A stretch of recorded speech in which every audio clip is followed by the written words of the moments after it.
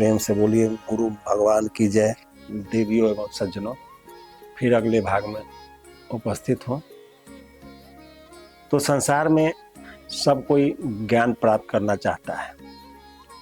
सारे लोग जो जिस लाइन में है, उस सब कोई का अंतिम उद्देश्य यही रहता है जो ज्ञान को प्राप्त कर जाए। एक व्यक्ति था, ज्ञान की तलाश में दर दर भटक रहा था। बहुत से आश्रम में गए, बहुत संत के पास गए, बहुत से नियम जो सब कुछ कर लिए, जाप तीर्थ हर कुछ, कोई चीज़ बचा नहीं। लेकिन उनको जो चाहिए था वह नहीं मिल रहा था। जिस ज्ञान की तलाश था वह ज्ञान उस व्यक्ति को मिल ही नहीं रहा था। और व्यक्ति दर दर भटकता भटकता तो एक संत के बारे में उसको पता चला। तो उस संत के पास ढूंढते ढूंढते ढूंढते पहुंचा। तो जब पहुंचा उनके पास तो संत से आग्रह करने लगा कि मैं बहुत जगह से भटक कर आपके पास आया, बहुत आशा से, बहुत उम्मीद है मुझे। तो संत बोले कि क्या तुमको आशा है? तो कहा कि मैं ज्ञान प्राप्त करना चाहता हूँ। तो कहा कि ठीक है, हो जाएगा। तो संत बोले दे तुम बैठ जाओ। तो युवक बैठ गया। उसके बाद थोड़ा देर संत शांत रहे, युवक भी शांत रहा। तो संत उसको बोले दे एक छोटा सा मेरा शर्त है, यदि तुम मानने के लिए तैयार हो तो हम तुमको ज्ञान प्रदान कर सकते हैं। तो युवक बोला जे कोई बात नहीं है महाराज, हम तो अनेकों शर्त मानते आए हैं। हम तो इससे पहले किसी के पास गए तो हमको सिर के बल खड़ा करके रखा, किसी के पास गए तो मंत्र सालों साल दोहराते रहा, किसी के पास गए तो नदी में प्रवेश करवाया, और किसी के पास गए तो योग साधना बताया। अनेक जो जो बताया वो हम करते आ रहे हैं, लेकिन हमारा जो तलाश है वो अभी तक पूर्ण नहीं हुआ है। इसलिए जो आप शर्त बताइए वो भी हम करने के लिए तैयार हैं। तो संत बोले कि हमारा उतना कठिन शर्त नहीं है, हमारा छोटा सा शर्त है। तो युवक बोला कि बताइए आपका कौन सा शर्त है? तो संत कहे कि तुम चुपचाप रहो, हम जो करते हैं तुम चुपचाप रहो, बीच में बोलना नहीं। यही मेरा एक शर्त है कि तुम बीच में कुछ नहीं बोलेगा, चुप रहेगा। तो कहा कि ठीक है महाराज, मंजूर है। तो संत उठे, एक बिना पिंदी के बाल्टी उठाए, एक रस्सी लिए और चल दिए कुआं पर पानी भरने के लिए। तो युवक देखा तो सोचा कि क्या आदमी है, ये आदमी पागल लग रहा है। हमने इतना यंत्र किया, मंत्र किया, जप किया, सब कुछ करके थक गया, कहीं कुछ नहीं हुआ, और ये बिना पिंदी के बाल्टी लेकर कुआं पर पानी भरने जा रहा है। कैसा आदमी है? अब लेकिन उसको अपना शर्त याद आ गया, जो संत बोले थे कि बीच में हम जो करेंगे तुमको कुछ बोलना नहीं है। तो शर्त जब उसको याद आ गया तो चुप रहा, लेकिन मन ही मन सोच रहा था कि पागल है।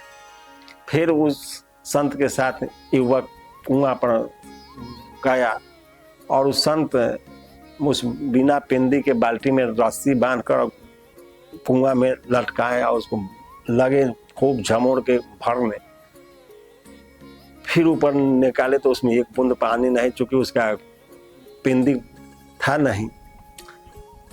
फिर दोबारा उसी तरह से बाल्टी को कुआं में लटकाया, फिर पूर्ण रूप से उसको झकझोर के भरे, लेकिन बाहर आया तो एक बूंद पानी नहीं। तो युवक सोचा कि ना, ये पागल आदमी है, इसके साथ समय व्यतीत करने से कोई लाभ नहीं है। चूंकि यह समझ ही नहीं रहा कि बिना पिंदी का बाल्टी है, ये जीवन में नहीं भरेगा।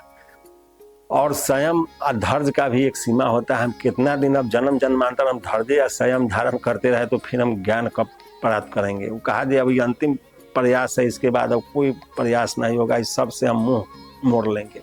अब हमको किसी चीज़ की आवश्यकता नहीं है, संसार में कुछ सत्य नहीं है, सब एक ढकोसला है। मन ही मन सोच रहा था। उसके बाद ज्यों ही तीसरा बार जब उस संत कुआं में बाल्टी को लटकाए तो युवक जो था वो रोक दिया कि क्या ये आप कर रहे हैं, ये पागलपन का भी कोई सीमा होता है, आप पागलपन का हद कर दिए। किसी जन्म में बाल्टी भर पाएगा जो आप हमको शिक्षा देने के लिए बुलाए हैं, ये कभी पूर्ण नहीं होगा, यह व्यर्थ का आपका प्रयास है।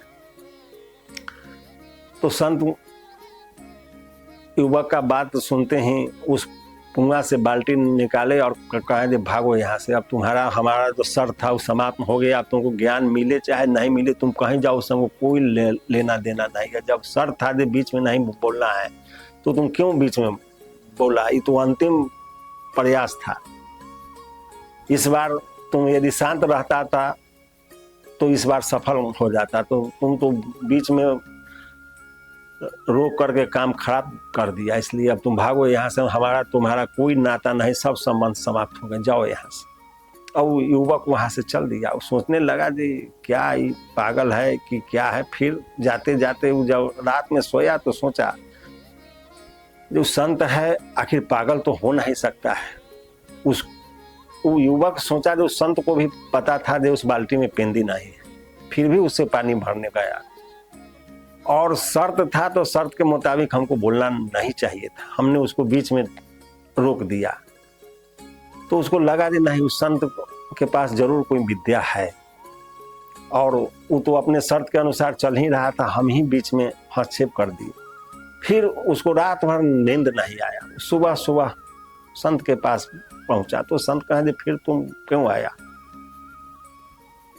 अब जब कल ही तुम्हारा हमारा सारा संबंध समाप्त हो गया तो फिर आ जाने का कारण। तो कहा कि महाराज हम यही सोचे जो हमसे चूक हुआ, हमने बीच में जो आपको रोका हमसे बहुत बड़ा भूल हुआ, हमको बीच में नहीं रोकना चाहिए, इसलिए हम अपने गलती को मान के आपके पास आए हैं। जो हमारा जो अपराध है उसको आप क्षमा कर दीजिए, आगे जो आप कहिए वो हम करने के लिए तैयार हैं। तब वो संत बोले कि तुम्हारे जीवन में यही कमी है, तुम्हारे अंदर पेंदी ही नहीं है, जिसके कारण तुम्हारे अंदर कोई ज्ञान ठहर ही नहीं रहा है। तो सबसे पहले तुमको यदि ईश्वर की प्राप्ति करना है, ज्ञान प्राप्त करना है, मुक्ति चाहिए, सुख चाहिए, शांति चाहिए, जीवन में आनंद चाहिए, तो सबसे पहले तुमको अपना पेंदी मजबूत करना पड़ेगा। जब तक पेंदी मजबूत नहीं होगा तब तक तुम्हारे अंदर शक्ति ठहरेगा ही नहीं, और जब तक शक्ति नहीं ठहरेगा तब तक तुम किसी भी काल में ज्ञान को नहीं प्राप्त कर सकते हो। तुम इसी तरह से भटकते भटकते मर जाएगा और कुछ पाएगा नहीं। तब उस युवक को समझ में आया, और युवक को जब समझ में आया तो संत के चरणों में पड़ गया और कहा कि अब आप मेरा मार्गदर्शन करिए, अब हम कहीं नहीं जाएंगे, और आप जो कहिएगा, जो संयम नियम बताइएगा उसी पर हम चलेंगे। तब से वह युवक वहाँ ठहरा और उस संत उसको आत्मज्ञान प्रदान कर दिए और युवक आत्मज्ञान को प्राप्त कर गया। तो कहने का तात्पर्य है कि जीवन में जब तक ठहराव नहीं आएगा, जब तक आप अपने आप को संयमित नहीं कर पाइएगा, जब तक किसी जगह पर टिकने की क्षमता नहीं होगा, महापुरुषों की वाणी पर विश्वास नहीं होगा, तो कुछ भी करने से कोई लाभ नहीं होगा। यदि आप केवल ज्ञान प्राप्त करने के उद्देश्य से घूम रहे हैं, संत महात्मा के ज्ञान के आप जांच करने के लिए भटक रहे हैं, जल्दी से जल्दी ईश्वर को प्राप्त करना चाह रहे हैं, तो कभी संभव नहीं है। ईश्वर तभी प्राप्त होते हैं जब आप सब कुछ छोड़ने लगे, और छोड़ा अंदर से जाता है। लेस मात्र भी यदि अंदर में किसी प्रकार का अभिमान बचा हुआ है तो यह ज्ञान आपके अंदर टिकेगा ही नहीं। इसलिए सर्वप्रथम आपको अपने आप पर संयमित करना होगा, आत्म नियंत्रण करना होगा, मन पर नियंत्रण करना होगा, अपने विकारों को छोड़ना पड़ेगा और अपना ऊर्जा शक्ति को बढ़ाना पड़ेगा। इधर उधर ज़्यादा जानकारी प्राप्त करना, ये सब चीज़ आपको छोड़ना पड़ेगा। यदि इस सब से आप ऊपर यदि उठने लगते हैं तो संत की बात आपको समझ में आने लगेगा, और उस युवक को जिस तरह से संत ने समझाएं और उस समझ गया, अपना भूल स्वीकार कर लिया। तो यदि आप भूल स्वीकार करके किसी महापुरुष के शरण में जाते हैं तो आपका उद्धार निश्चित हो जाएगा। यदि आप भूल स्वीकार नहीं करते हैं तो जीवन भर भटकते रह जाइएगा, कभी कुछ प्राप्ति नहीं होगा। यही इस शिक्षा का अर्थ है। जो अपने आप को संयमित हुई, उस प्रभु का स्मरण करते चलिए, राम नाम रटते चलिए, राम कह चलो, राम कह चलो, राम कह चलो भाई रे, नाही तर भाव बिगाड़ में पड़िए, छूटत अति कठिनाई रे। जीवन के सारे कष्ट, सारे रोग, सारे शोक, सारे दुखों से, सारे ग्रह के संताप से, सारे विकारों से आप यदि छूटना चाहते हैं तो श्रद्धा और प्रेम पूर्वक उस राम नाम में विश्वास रखिए, उसका जप कीजिए, भजन कीजिए, कीर्तन कीजिए, मनन कीजिए, चिंतन करिए। निसंदेह आप इस संसार से पार हो जाइएगा। व्यर्थ के उलझन में मत पड़िए, नहीं तो भटक के इस संसार में मर जाइएगा और कुछ नहीं मिलने वाला है। इसलिए श्रद्धा के साथ उस प्रभु का स्मरण करिए। फिर अगले भाग में। जय गुरुदेव।